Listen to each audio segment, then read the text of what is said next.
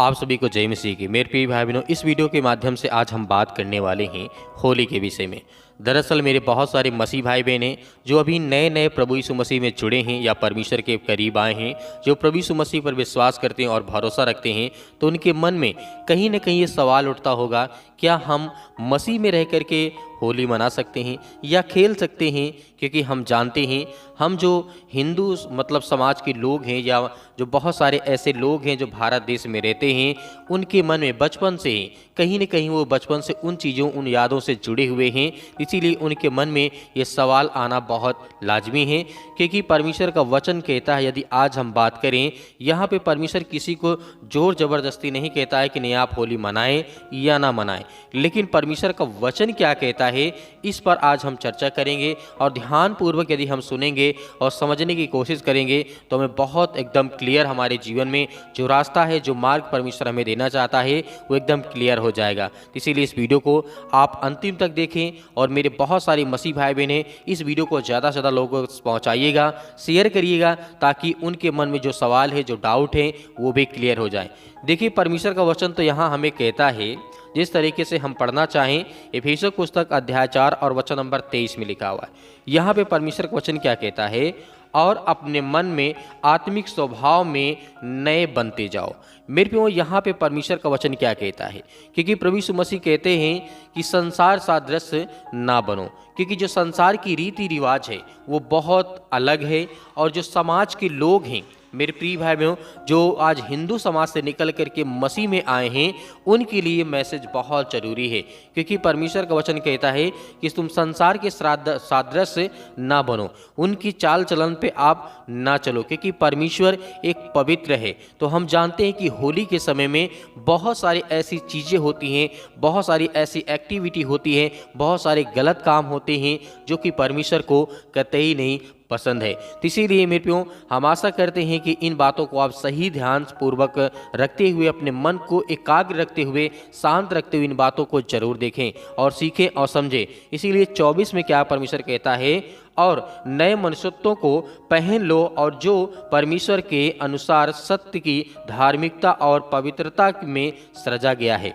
तो मेरे प्रियो, यहाँ पे परमेश्वर का वचन क्या कहता है? यहाँ पे पौलुस कहते हमें समझाते हैं कि संसार के सादृश ना बनो। संसार में आप जानते हैं कि जितने भी और लोग हैं, मैं यहाँ पे किसी की भावना, किसी की आस्था को ठेस नहीं पहुँचाना चाहता हूँ, लेकिन जो बाइबल में आज परमेश्वर हमें बता रहा है या सिखा रहा है, जो आप मेरे मसीह भाई बहन, बहुत ऐसे लोग हैं जो जानना चाहते हैं कि परमेश्वर क्या हमें डायरेक्टली मना करता है कि आप होली नहीं मना सकते हैं, लेकिन ऐसा नहीं है।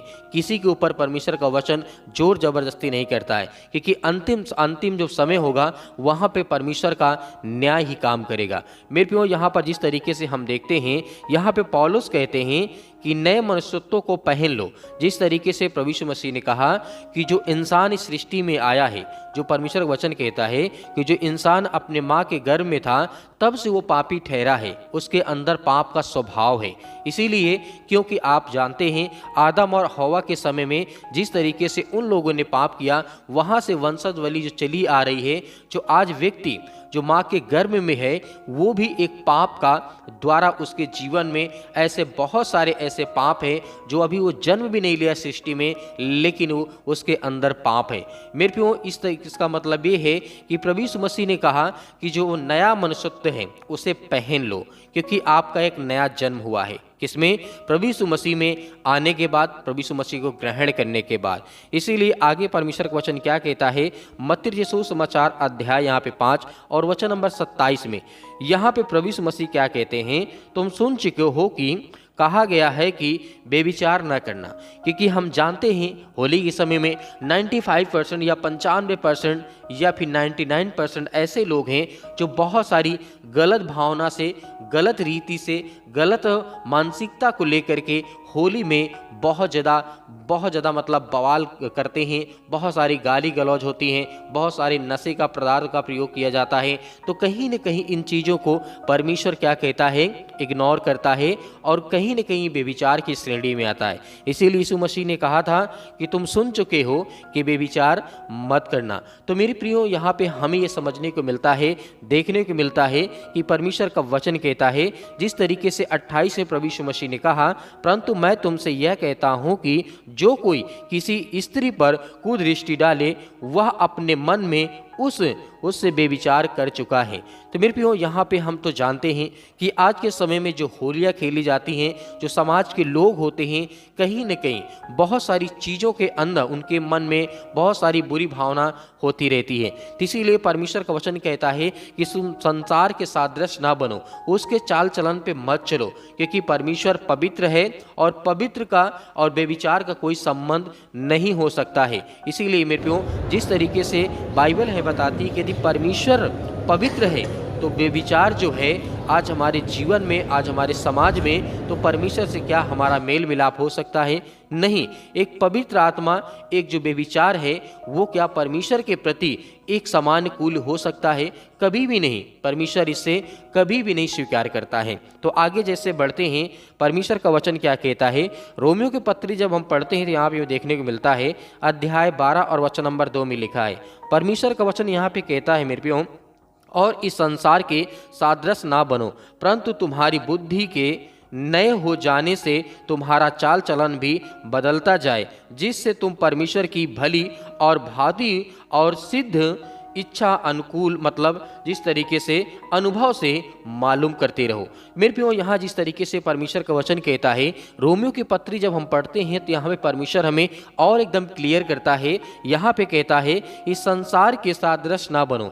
जैसे मैंने आपको पहले बताया कि संसार की जो चाल चलन है उसमें परमेश्वर का कोई भी महत्व नहीं हम दे सकते हैं। परमेश्वर के पवित्र हो, जो पवित्र है, उसमें हम परमेश्वर के प्रति अपनी भावना, अपनी आस्था को हम परमेश्वर के सामने प्रकट नहीं कर सकते हैं, क्योंकि संसार में बेविचार और अनेक प्रकार की गलत बातें बहुत ज़्यादा है। क्योंकि संसार कौन चलाता है? वह शैतान। इसीलिए परमेश्वर और शैतान के बीच में कभी भी कोई भी अच्छा संबंध या रिश्ता नहीं बन पाया है, क्योंकि शैतान है अपने अंदर वो अहंकार करता है, घमंड करता है। तो इसीलिए शैतान, क्योंकि परमेश्वर के अंदर किसी प्रकार का ना घमंड है, ना किसी प्रकार की ईर्ष्या है, ना किसी प्रकार की जलन है, ना किसी प्रकार की बुरी भावना है, क्योंकि वो पवित्र है।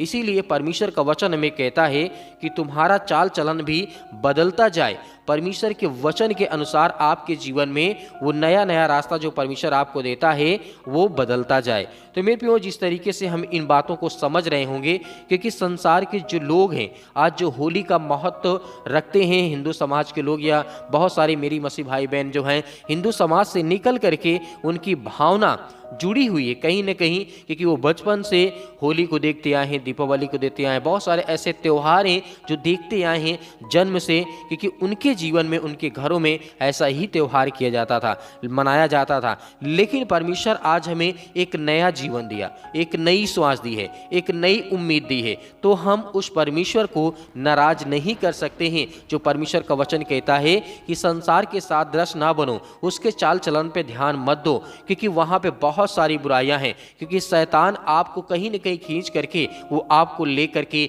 उसी संसार में जाना चाहता है जिसमें से परमेश्वर ने हम सभी को पवित्र आत्मा के द्वारा और प्रभु यीशु मसीह की लहू के द्वारा हम सभी मसीह भाई बहनों को, हम सभी पापियों को बचा करके परमेश्वर ने पवित्र किया। तो उस रास्ते में हमें दोबारा जाने की आवश्यकता नहीं है। तो मेरे प्रियो, मैं आशा करता हूं कि आप इन बातों को अच्छी तरीके से भली भांति समझ पा रहे होंगे। आगे जिस तरीके से हम कहते हैं, वचन को देखते हैं, प्रभु यीशु मसीह ने आगे क्या कहा?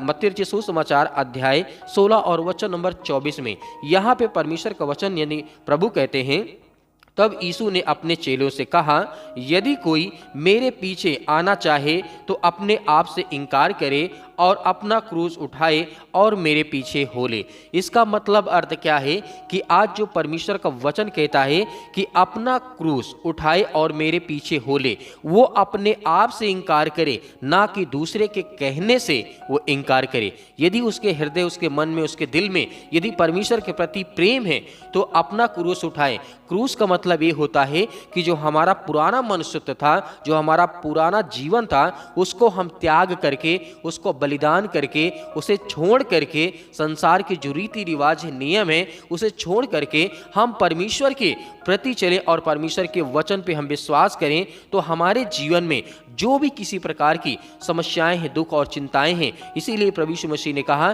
कि अपने आप से, स्वयं से, अपने आप से इनकार करो, तब अपना क्रूस उठाओ और मेरे पीछे हो लो। तो यहाँ पे परमेश्वर का वचन कहता है, जिस तरीके से इब्रानियों की पुस्तक में हमें यहाँ पे देखने को मिलता है, यहाँ पे परमेश्वर का वचन क्या कहता है, अध्याय 9 और वचन नंबर 27 में यहाँ पे परमेश्वर का वचन कहता है, और जैसे जैसे मनुष्यों के लिए एक बार मरना और उसके बाद न्याय का होना नियुक्त किया है। मेरे प्रियो, यहाँ पर जब हम देखते हैं, परमेश्वर का वचन कहता है मनुष्य का जो जन्म होता है वो मृत्यु के लिए ही होता है। एक बार मनुष्य जन्म लेता है तो उसके बाद उसका मृत्यु जो है निश्चय है, वो इंसान मरेगा। लेकिन यहाँ पे अलग है, परमेश्वर ने अपने आप को बलिदान करके, मतलब प्रभु यीशु मसीह अपने आप को सूली पर चढ़ा करके, उन प्रभु यीशु मसीह ने हमें एक नया जीवन दिया है, एक नई आशीष दी, एक नई बरकत दी है।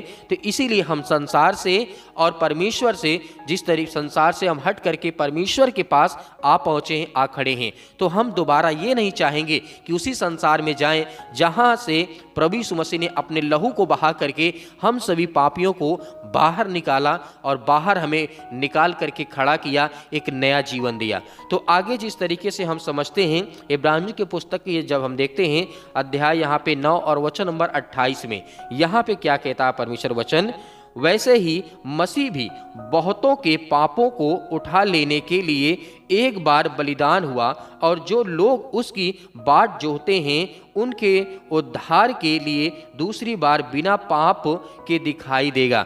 मेरे प्रियो, यहाँ पर जिस तरीके से प्रभु यीशु मसीह ने बहुतों को, मतलब इस संसार के लोगों को परमेश्वर ने बचाया है अपने आप को बलिदान करके, तो आज जो हमारे सामने स्थिति है, जो आज हमारे मन में ये चल रहा है कि क्या हम होली मना सकते हैं, परमेश्वर तो आपको इनडायरेक्टली यही कहता है कि परमेश्वर का वचन कहता है कि तुम संसार के सादृश्य ना बनो, संसार के रीति रिवाज पे ना चलो, संसार के रूढ़िवादी विचारधारा पे ना चले, क्योंकि परमेश्वर आपको उससे अलग रहने के लिए कहता है। वो आपकी इच्छा है, आपकी मानसिकता है, आपकी सोच है, क्या प्रभु में रह करके आप परमेश्वर के सामने अपने आप का जो पाप और बलिदान है उसे आप प्रकट करना चाहेंगे? नहीं, आप ऐसा कभी भी नहीं करेंगे। यहाँ पे हम अंतिम वचन को देखना चाहेंगे, यिर्मयाह द्वारा अध्याय 10 और वचन नंबर 2 में लिखा है, अन्य जातियों को चाल मत सीखो, ना उनकी नई आकाश के चिन्हों से विस्मित हो, इसलिए कि